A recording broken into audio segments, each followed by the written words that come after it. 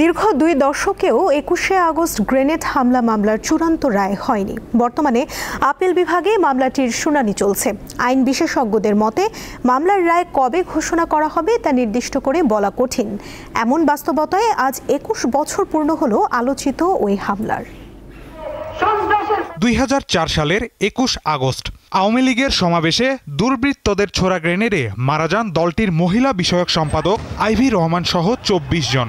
আহত হন শতাধিক নেতাকর্মী।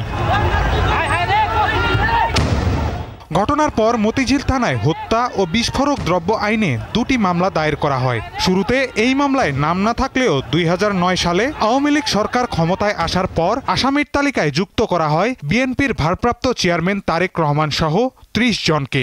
ওই মামলার বিচার শেষে তারেক রহমানকে যাবজ্জীবন কারাদণ্ড এবং সাবেক স্বরাষ্ট্র প্রতিমন্ত্রী লুৎফুজ্জামান বাবর সহ 19 জনকে মৃত্যুদণ্ড দেয় আদালত। 11 জনকে দেয়া হয় বিভিন্ন মেয়াদের দণ্ড। আসলে এটা এরকম রাজনৈতিক মামলা ছিল না, এটা ছিল মূলত জঙ্গি হামলার বিষয়। সেই দিক থেকে জিনিসটাকে মোড় ঘুরিয়ে 2009 সালে নতুন সরকার আসার পরে অধিকতর তদন্তের মাধ্যমে এই মোড়টা ঘোরানো হয়েছে।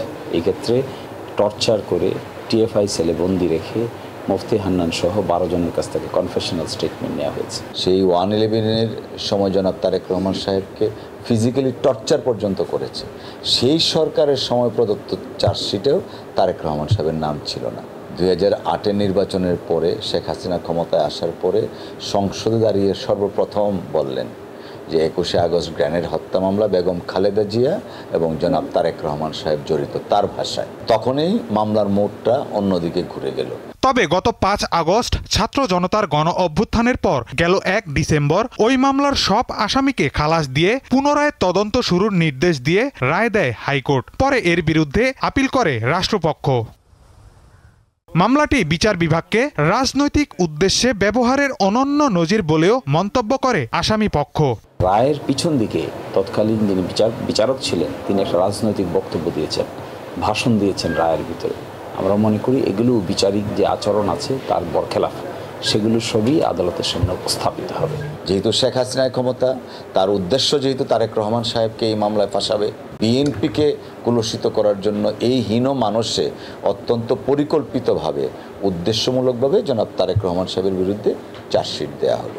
আসামি পক্ষের আইনজীবীরা আশা করছেন হাইকোর্টের দেয়া খালাসের রায় আপিলেও বহাল থাকবে। তার খালাসের রায় বহাল থাকবে, এটা আমাদের প্রত্যাশা। মাহিদুর রহমান, দীপ্ত সংবাদ, ঢাকা।